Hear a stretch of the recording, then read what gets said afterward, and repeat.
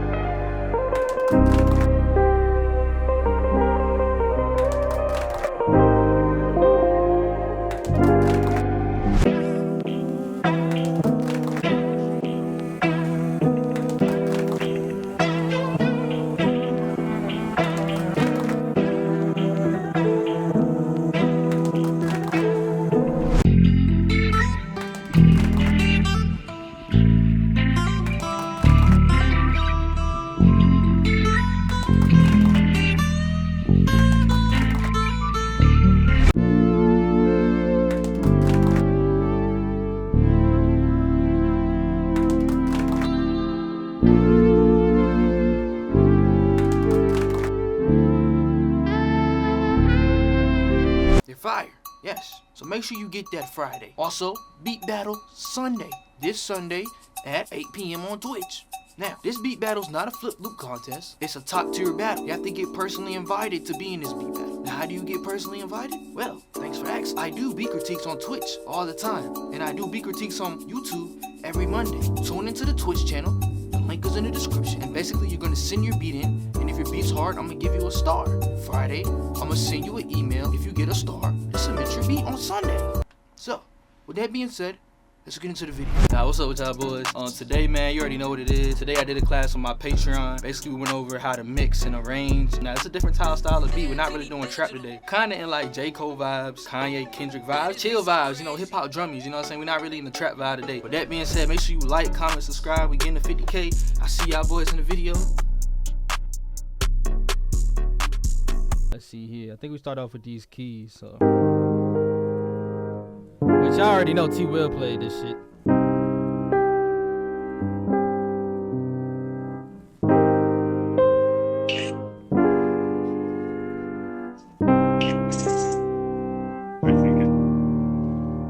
Basically, the instrument or the VST that we use is by Tour Plugins. It's called Piano V. So I think the joint that we used was either the German or the Japanese. But either way, this is like a keyscape. So after that, what I added to it, I went ahead and exported it out. What I added on that was RC20. And I just detuned it a little bit. I ain't really do too much to it after that. So then next, it's the same piano except it's filtered.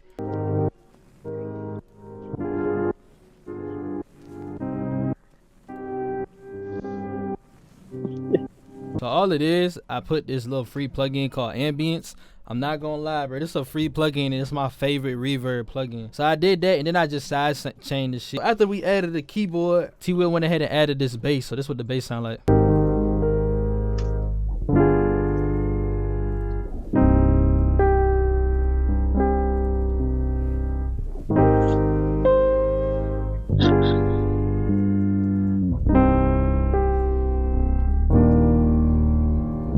So then next after that, I think I added this pad. Now this pad is an Tour plugin. I think it came from Mellotron. Now on the pad, all I did was put mid-size matrix. All this is like an imager. Next, T Will hooked up the guitar and added this. So that's what the guitar sound like with no effects.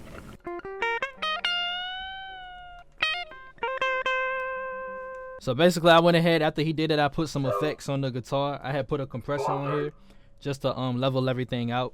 And then I had put effects rack. I just put a reverb preset on here called Infinity Space. Then I put micro shift. Micro shift is like a doubler. And then I put a low pass filter on it so it can sit in the background. So then after that, I think T Will sang this vocal. That's what the vocal sounds by itself. Sound pretty shit.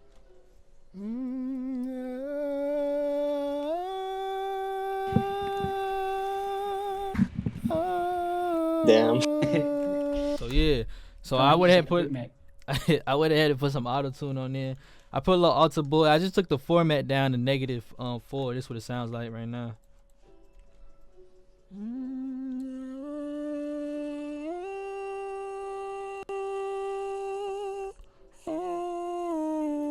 And then next I added ambience.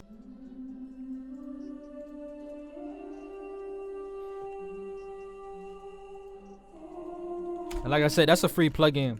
So then next I added Pan Man. Y'all already know what Pan Man does. Just automatically pans that shit for you instead of creating an automation clip. So then after I added all that shit, the last instrument that I added is a saxophone towards the end. So this is what the saxophone sounds like.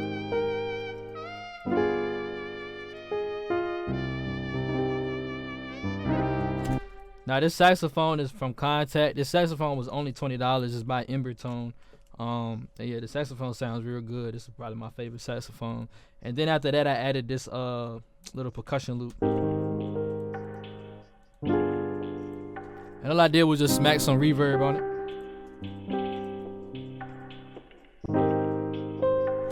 So then after that, I did add a couple things to the master channel. What I added is route control. This is basically just to detune it. This is like isotope vinyl, just a paid version. So if you can't afford this, you can use isotope vinyl. Then I added another compressor. Now with this compressor, I usually put this on a preset. I put this on the master bump or master hump. Basically it just glues everything together. Then after that, I added a plugin called Little Radiator by Sound Toys, and basically this is kind of like an exciter or like a distortion. Thinking of it like a preamp. That's kind of what it is. It is a preamp. So basically I just added a little bit of distortion to the sample just to give it like heat. You know what I'm saying? Just trying to make it sound like a, like a vintage sample. And then after that, I added a limiter, and I used the Ozone 8 vintage limiter. The reason why I use this limiter all the time is because they just had these two presets. They got analog and tube processing. So basically when they process the limiter, when the audio sample is going through this limiter, it's giving it like an analog feel or a tube feel.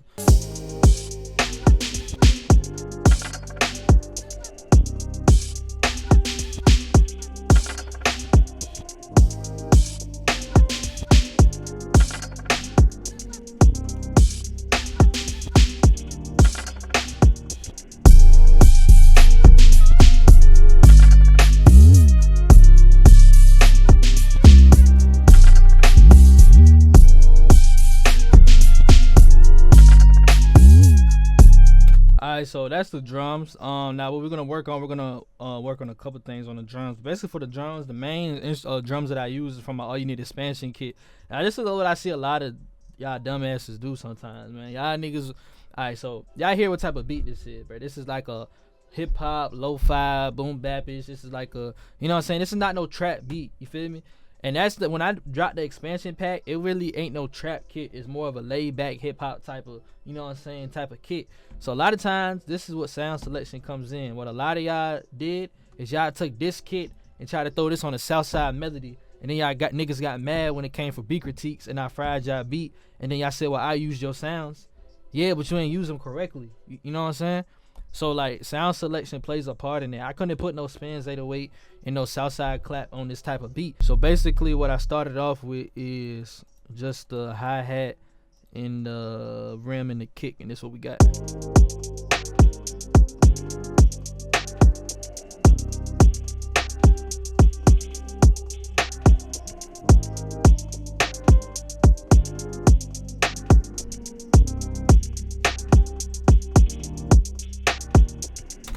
So basically, bro, it's real simple. Like, there's literally no hi-hat rolls. There's no nothing. So then I added just some percussions. Now notice there's not no crazy shit going on. All these percussions are playing in its own spot. You know what I'm saying? It's not. I'm not doing no snare rolls, no crazy hi-hat rolls, no crazy. I don't got 30 percussions in the beat. Each of them play its own spot, and then when you play them all together, it makes the beat sound full.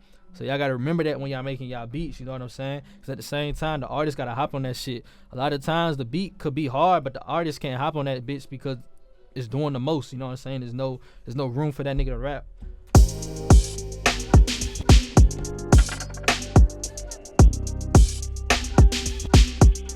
So So what I did with the snare is I just played with the velocity a little bit, and that also helps with bounce when you're doing your drums, playing with the velocity. Someone said, would you say less is more for this type of beat? I wouldn't say less is more.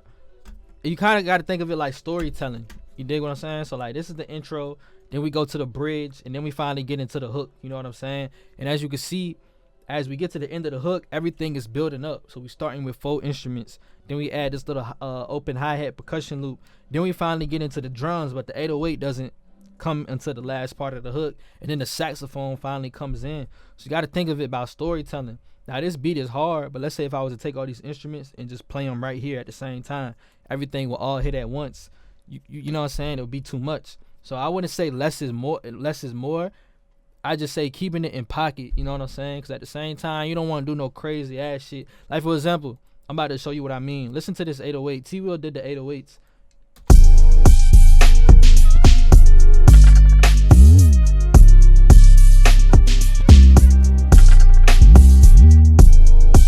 So when I'm listening to the 808s is doing a little bit too much. It's just a little bit too many rolls in the 808s. You know what I'm saying? So what I'm going to do is I'm going to take some of these rolls out. So like this G right here, I'm gonna bring this back down.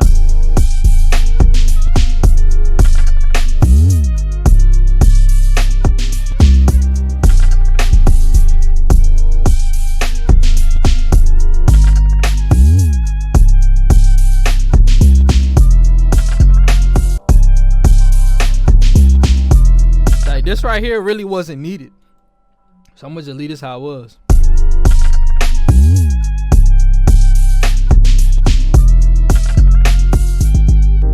And like you can still go crazy, like this little roll that T-Will added, that shit was hard. Basically, if you listen to the drums sound pretty good.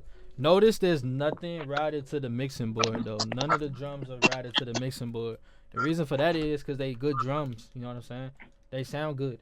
They already processed. You don't have to do no crazy shit to the drums, you know what I'm saying? All I got is a soft clip on the master channel, bro. I'm barely doing shit. What a lot of y'all do is y'all take these good sounds and y'all route them right to the mixing board, and like this is the kick, right? The kick is already hitting, but for some weird reason y'all feel like y'all just gotta put a compressor on there.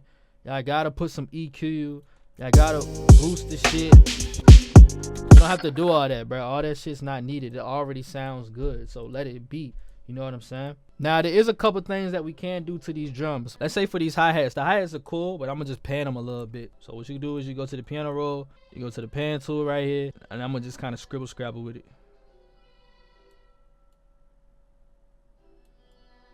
This guy will pan it through the piano roll like this.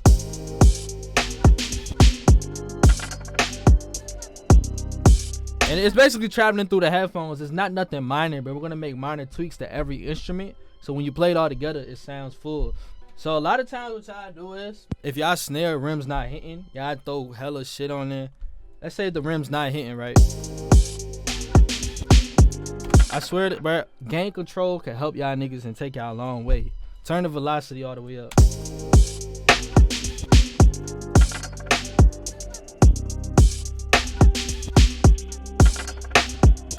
I just turned it up, bro. A lot of y'all don't think about that. Y'all think I have to do some crazy parallel compression or something. Nah, just turn it up, bro. And it's there. It's done.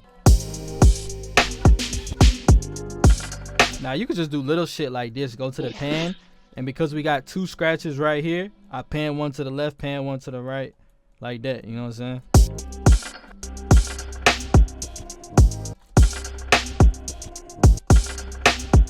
So what we're gonna do is pull up vintage verb. Alright, so I like how that shit sound. And what we'll do is just to make a transition on this last snare that hits right here.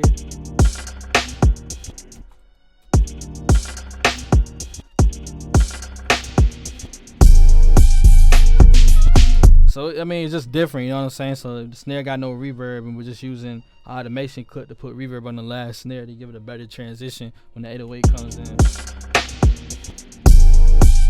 Alright, so usually what I do on my master channel, I use this imager by Ozone. The reason why I like this because you have different bandwidths you could fuck with, and you could solo them shits. So usually for my bass right here, I throw that shit in mono. For my mids, I turn it up a little bit, but really on my high mids and my highs, that's why I really like separate it through my speakers.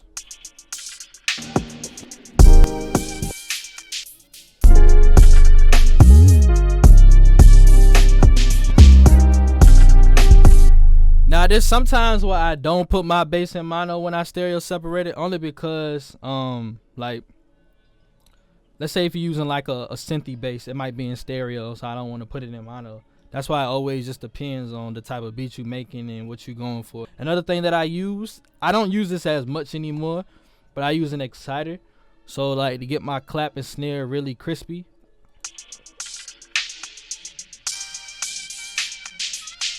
And that shit will make it like, it'll just make it real crispy, especially on my highs. Like that's basically an exciter. It's kind of like distortion, but it's not. But I see a lot of like producers do, especially on trap beats, is they'll take like an EQ and they'll boost the highs just to make the drums hit and make them more sharper. But an exciter is also a way you could do it. Hey, so like a little local dude, he had got some beats from me, right? So he recorded on them, and he came back and was like, whoever the engineer was like, wanted him to tell me like, don't pan the hi hats like you was doing, like panning the hi hats, like keep them in the center. And I'm like, what do that matter? So if somebody tell you this is how you have to do it, smack that nigga in the face and tell him. It ain't no rules to mixing, bro. There's no rules to mixing. Now you might have your way how you want to do shit. If he likes his hi-hats in the center, that's cool. Have your hi-hats in the center. It really just depends on how you like it. That's what I'm saying. Like it don't matter. There's no rules to this shit. As long as this shit sound, man, I don't give a damn. Let's say if you got a good ass mix, and I ask you, oh, what you put on your master channel, and you say you put 5 sound goodizers, Fruity Maximus. Fruity limiter. I wouldn't shit. That shit sounds good. Fat now. So fuck it. You know what I'm saying?